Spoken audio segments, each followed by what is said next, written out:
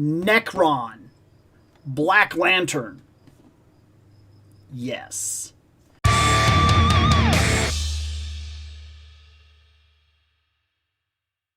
This guy kicked off the biggest event in comic books for me. Like, when I was growing up, is growing up the right term at this point?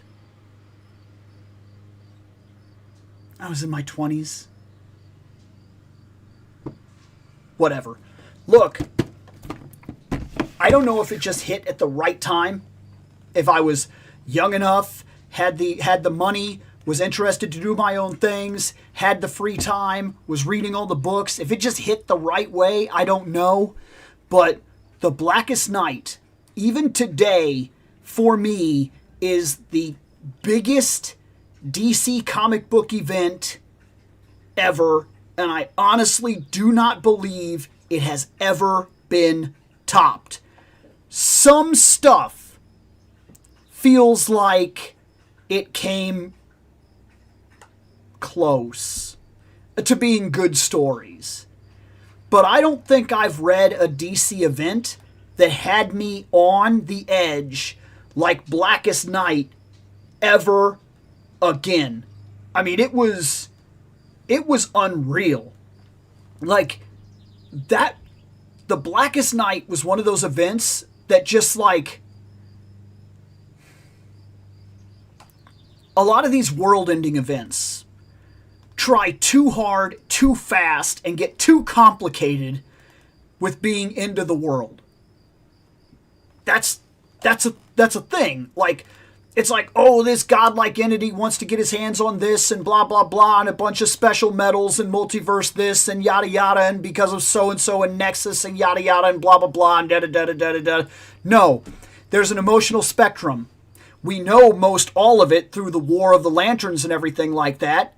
And it just so happens that there are two rings that we don't necessarily know about. We do know about them, but we've never really talked about them. And they're actually in the Oath in Blackest Day. In Brightest Day, in Blackest Night. No evil shall escape my sight.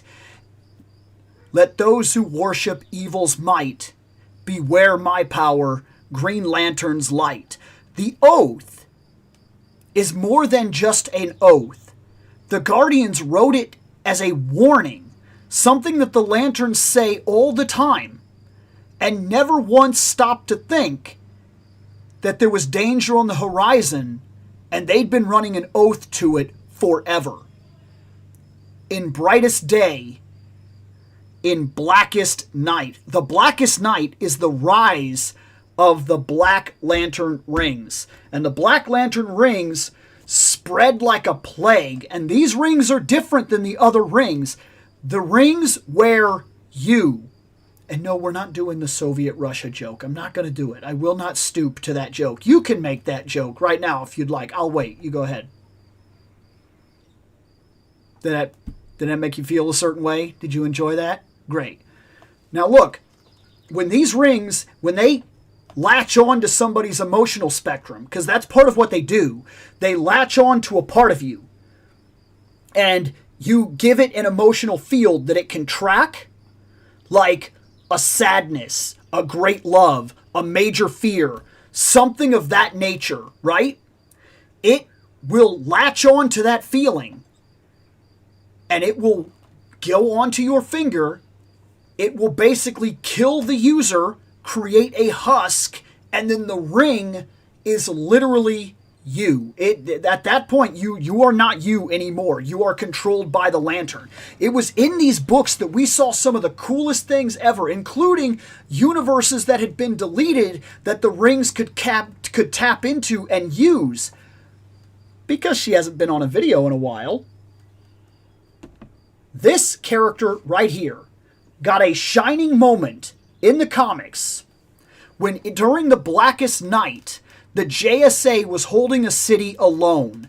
The Blackest Night was nasty because every ring that attached to everybody else was like a spreading plague that then they all came in because everybody, as a species, we are a social species. So if if one of these rings somehow catches onto my emotional spectrum and it goes onto me, and then it can somehow use me to trigger my wife, and then gets my wife, and that somehow triggers her to be able to get an emotional response from her mom, and then that gets her mom, and then that gets her other daughter, and then that goes from there, and then it spans out. It's unreal how hard this goes. Well, one of the things the Black Lanterns did is they brought her Superman back. And she fights that Superman. Power Girl fought the Black Lantern Superman, the classic Superman of her universe. She fist fought that Superman and held him at bay. Like the Green Lantern of the JSA, the Flash of the JSA, held their own against one of the worst things we had ever seen in DC history. Heck, it was so bad. It was so bad that the Bat family, instead of dealing with the situation, froze themselves. So they couldn't be taken. That was the solution they came up with. Most of the Bat family used the artillery weapons from like the Mr. Freeze and things like that. They used those weapons, froze themselves so that the rings would pass them by. They couldn't be added, but also they weren't exactly helping the situation because now they're out of the game. Like you're talking about when Zatanna's dad came back to life. And Zatanna's dad, having most of the same powers she does, literally looks and goes to use his magic, and he specifically says, everyone dies. But of course he says it backwards. And she immediately was like, oh no. Like, because she knows what that's about to do. And she's like, everyone lives.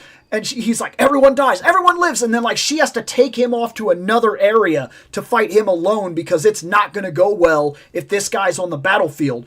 Like, and then when all the lanterns show up to deal with this, and when this guy's on the battlefield and like black rings just come out of his chest, like there's so many moments in the Blackest Night that to this day, and I don't know if it's just a mix of the artwork, the scenario, the situations, the crazy moments that different characters get, the way that it taps into the history of DC, because you have these emotional bursts, and those emotional situations is what draws you in and makes you like, and like even the greatest heroes of DC are getting overrun by this. Like the Flash can't stop it. Like the Flash family can't stop it. Superman can't stop it. Wonder Woman can't stop it. The Greens go out and start gathering an army, and they try to deal with it, and Green Lanterns start falling like flies, and then before you know it, now literally a group of every single lantern gets together to create basically a new kind of Lantern Corps. Basically, hey, this is like end of the universe stuff. How about we put our petty crap aside, and we're all going to have to work together here, because there's only one force in existence that we know of that actually stops the black rings, and that's the white ring. And we don't know where it is. We don't know where the entity is. We've got to find it. And then they figure out that the entity has actually been sleeping on Earth, which is part of the reason, like, we kind of get screwed. They kind of like retcon a little bit into that and kind of say, hey, one of the reasons that so much crap happens on Earth is because the entity is hidden there. And subconsciously, it kind of draws problems to our planet. So, like, that's been a problem for years and whatnot. And then they go there and, like, different lanterns start trying to use the white power. That sounded terrible. The white lantern power, that was, like, terrible phrasing. But that's... And then, so they start to try to use it. And, like, you had, like, crazy moments where different characters got the white ring. Like, there was Sinestro as the White Lantern. That was crazy. Didn't last very long. Larfleeze actually, like, recruits a couple people, not necessarily by choice, and then loses his crap.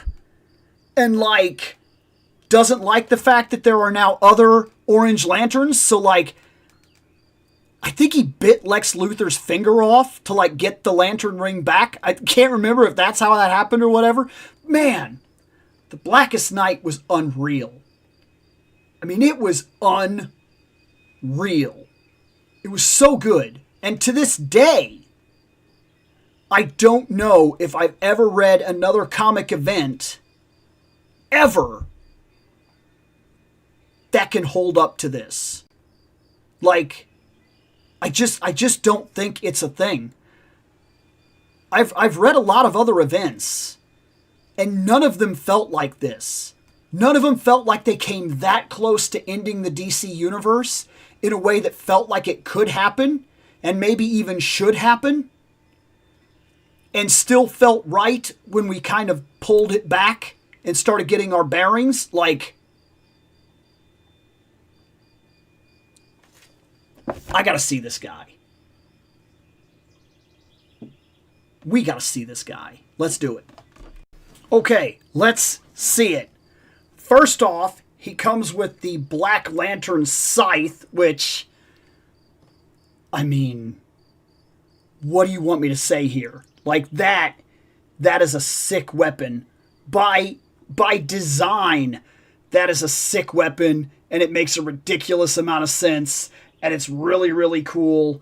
And it's also, like, not straight. It's, like, really jagged and nasty and everything. That's a cool image in general. It's actually kind of sharp. And then, of course, there he is. Necron. Like, the Black Lantern symbol right there on his head. The jaw is not articulated, but this guy looks like something straight out of Spawn, so I'm sure, like, this was right up their alley, man. They almost couldn't mess this up. His joints are fine. Moves just like the other ones. I mean, as far as, he's just a really giant, fully posable guy. I mean, his legs seem about the same as any of the others. This is fairly malleable, as you saw. I can move it. Double joint. He's got the ball feet, but, like, I don't know if it's just because he's so big that it doesn't bother me or what, but the level of detail in this guy is sick. It would be cool if this was actually a hood. Can you imagine if this guy would have come out later in the line and this actually would have been a hood and we could have put it on him? That would be cool. Like, he didn't come with anything extra. He's got these that are looking really cool on him. He's got his open chest where you could see his heart and everything like that. Where he's got the Black Lantern symbol right here that wraps around him. Like, dude, this guy is straight up.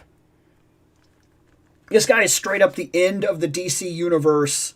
The literal reaper of the DC universe. Like, I mean,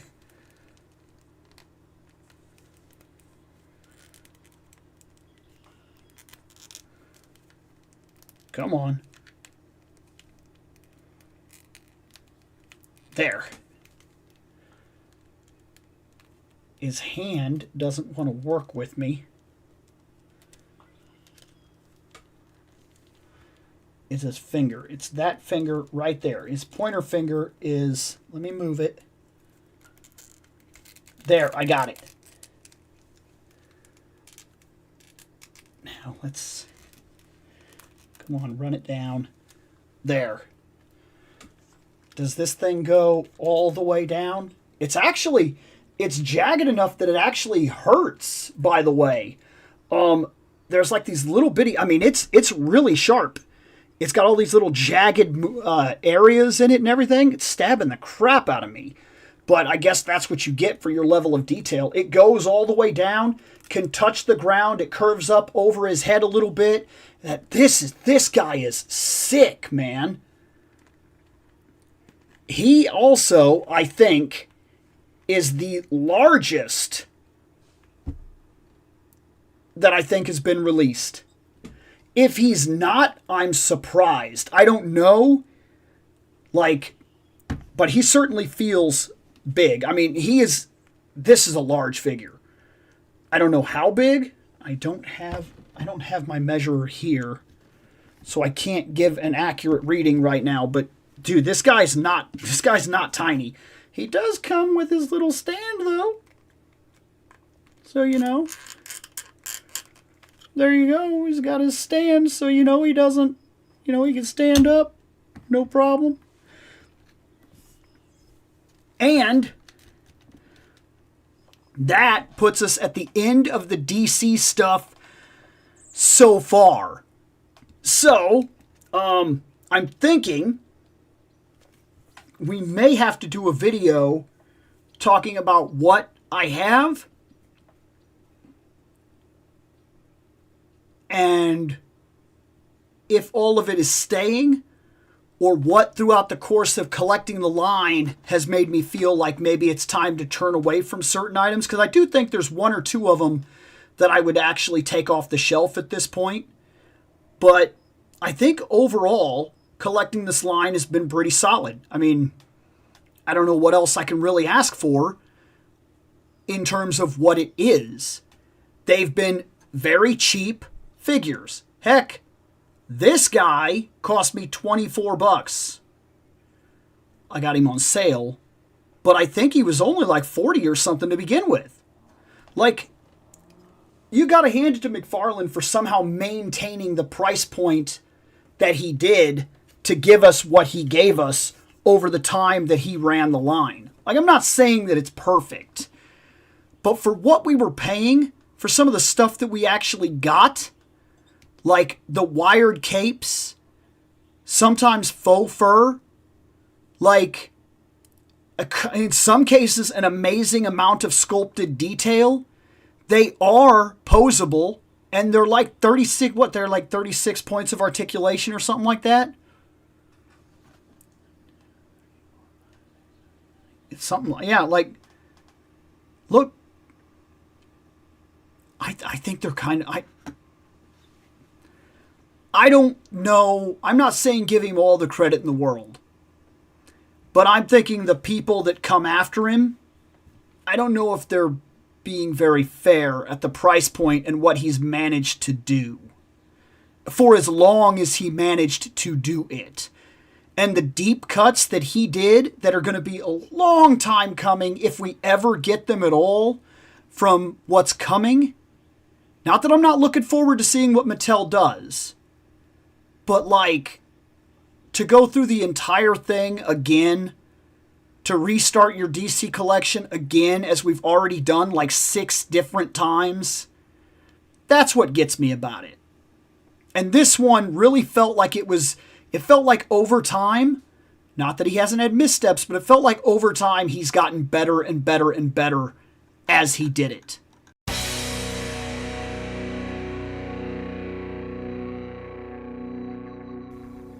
I have spoken. Take what you will from it.